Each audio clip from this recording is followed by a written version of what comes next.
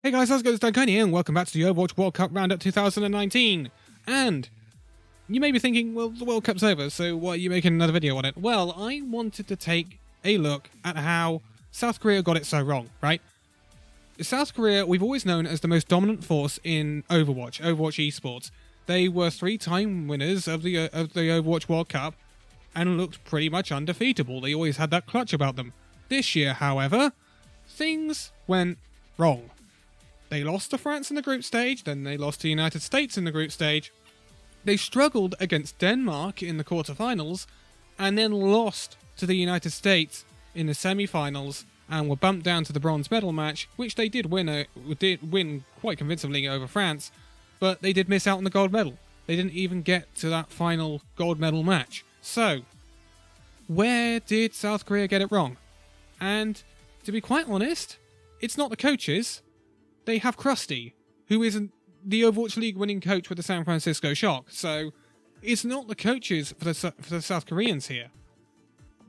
What was pretty obvious throughout the Overwatch World Cup is this South Korean team did not look like they were on the same page.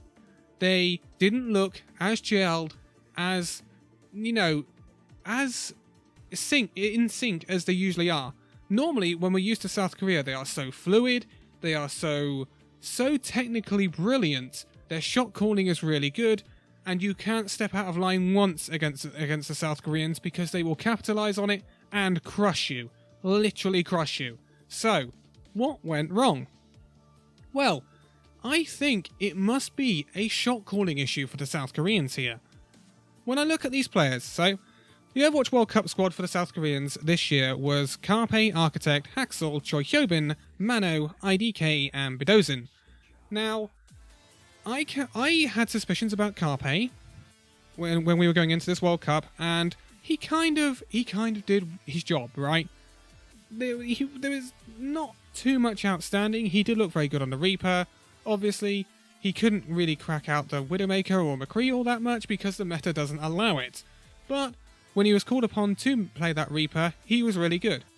What also was really good for South Korea is they had the rotation of the 3 DPS. When Haxel came in, Haxel had some really good plays. Architect, in a few fights, really put the South Korean team on his back. Architect was by far the standout DPS for South Korea this year, in my opinion. His hero pool is ridiculous. He has so much flexibility, and I really, really understand why they took Architect. And I understand why they took Haxel. Carpe, I can live with the Carpe decision. Sometimes I think Carpe can be a bit of a...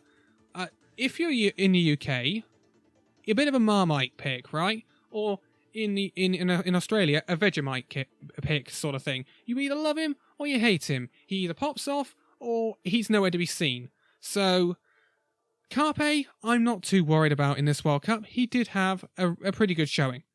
Then we look at the tank line. Mano is a really stable main tank for the Koreans here. He's been an Overwatch World Cup before. He's been on New York Excelsior for his entire Overwatch League career. He's looked really good. He's always been at the top end of the league with the New York Excelsior. So Mano is a stable pick. Choi Hyobin is the Overwatch League postseason MVP. He is fantastic, and we saw his brilliance at the World Cup. He was really good. In my opinion, the 2 San Francisco Shock players for Team South Korea this year were their best players, Architect and Choi Hyobin. This is where I come to my issues though. This is where I started to ask questions of Team South Korea in the preview video before the World Cup started. Their support line, IDK and Bidozin. Are they the best picks for Team South Korea? Are they going to do what they need them to do? They are great players. IDK had a really good season for the Hangzhou Spark. Bidozin has an Overwatch League winners medal with the London Spitfire and is the only remaining player on that London Spitfire roster from that championship winning season.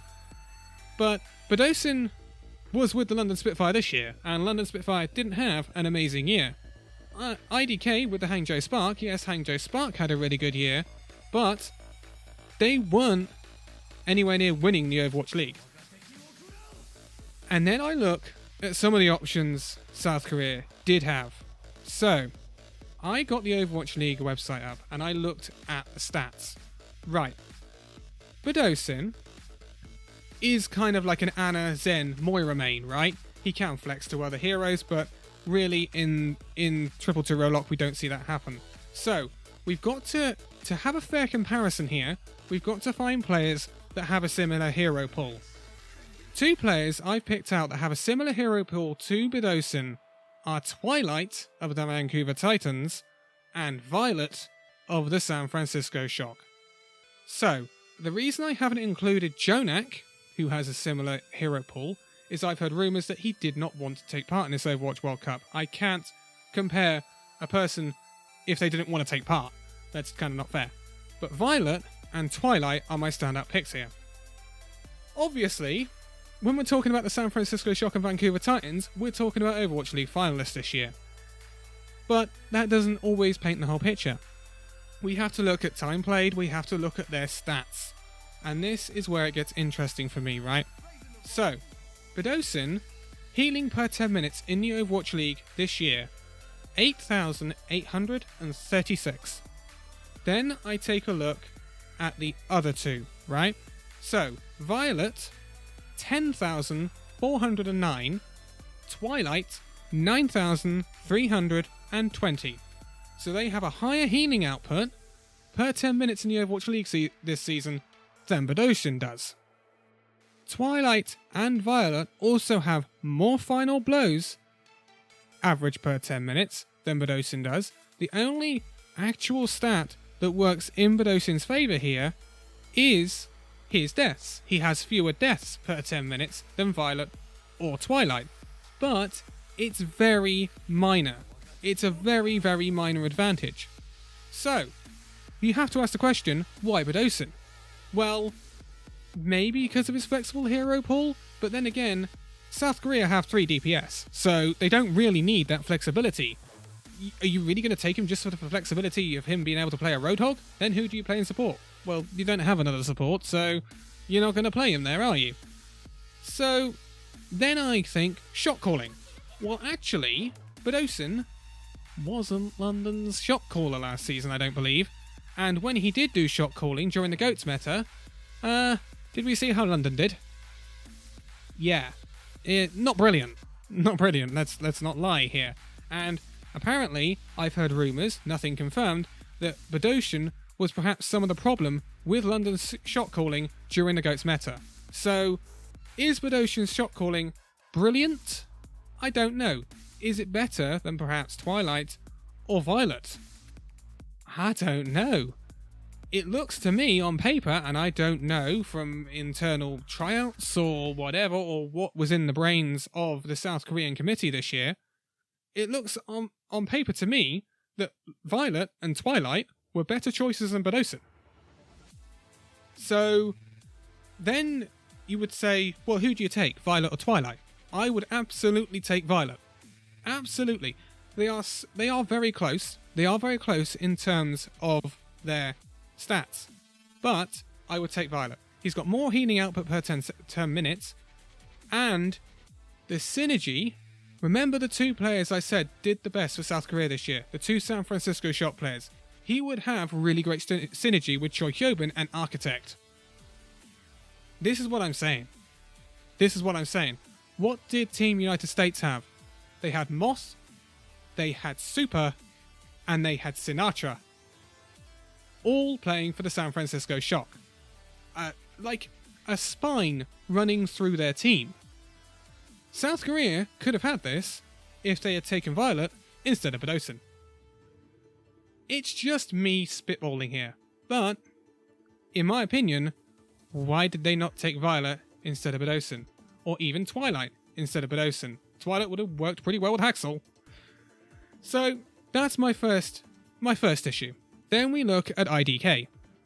IDK, I have less of an issue with IDK compared to Bdosin. And that's funny because I'm a London Spitfire fan and I'm picking apart Bdosin here. I'm sorry, dude, but hey, I'm just pointing out the facts here. So IDK then. 2 players I picked out to go alongside IDK. Animo and Arc. Arc was formerly of the New York Excelsior, obviously now the Washington Justice. Now, Washington Justice, yeah, they didn't have a brilliant season, did they? But remember, I'm comparing hero pools here. IDK was brought into the South Korean squad for his Lucio, for his Baptiste, for his Mercy. Mainly. And Lucio's pretty heavy in the meta right now, considering we have double shield. So Lucio then.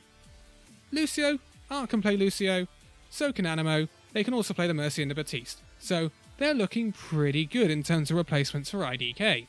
But, as I did for Bdosin just now, let's look at the stats. So, healing per 10 minutes. For IDK, 5,718 in this Overwatch League season. His deaths per 10 minutes, 3.59. Then we look at Arc and Animo. Arc and Animo. Arc first, 6,825 healing per 10 minutes and 2.65 deaths per 10 minutes.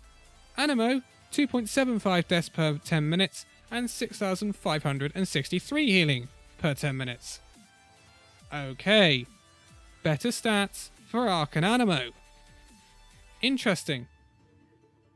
So, we're looking at a situation again where the stats don't seem to be telling the story in terms of why they took IDK over these two very good supports. It's interesting. It's really interesting. Animo did feature for the Overwatch World Cup for Team South Korea last year, so why didn't they take him this year? I can't answer this question. I really can't answer this question. It's weird. It's weird. I'm not gonna lie. I can't explain why they took IDK over Animo, over Arc, and maybe even Slime of the Vancouver Titans. The thing is with Slime, you look at his stats aren't actually too much better than IDK's. The thing is with Slime is that he'd have great synergy with some of the rest of the team. If you'd taken Twilight alongside Haxel, you know, just thinking of synergies already built up. Remember, those three have been at Runaway. So, when it comes down to it, I think it's opportunities missed in terms of roster selection for Team South Korea this year. I don't know why they took Bdosin over Twilight or Violet. That is the biggest question I have. Why take Bdosin over those two? It's not like he's really seen less or more game time than those players. Twilight and Violet have been playing all season long for their respective teams. They have better stats. They have better synergy with the other players on your roster. I just think here right now, where would Team South Korea have been if they'd had that spine of Violet, Choi Hyobin, and Architect? Where would they have been? Perhaps right up there competing with the United States. They did not look like they could compete with the United States. And I think that's ultimately really what served the United States well, having that really solid base of Moss, Super, and Sinatra, all coming from the same team, San Francisco Shock.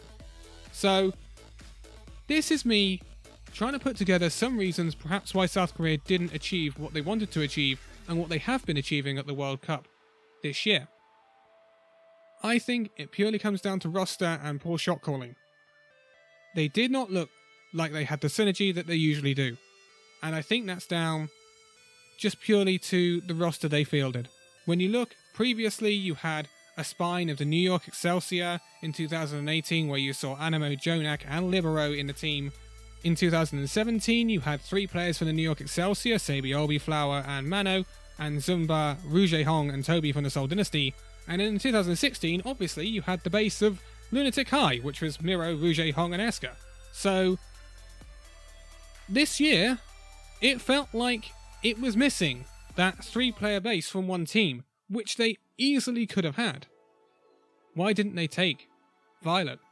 Why didn't they take Twilight? Arc or Animo?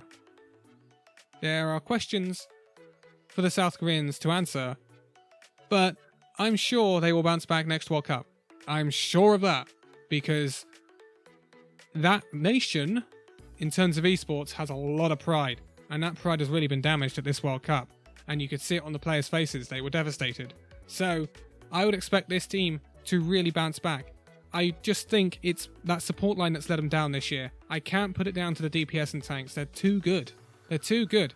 I just think shot calling, organization, and less than ideal support line cost South Korea this year. But for now, thank you guys so much for watching this video. If you liked it, give it a like, subscribe if you're new, and I will see you in the next video. See you then.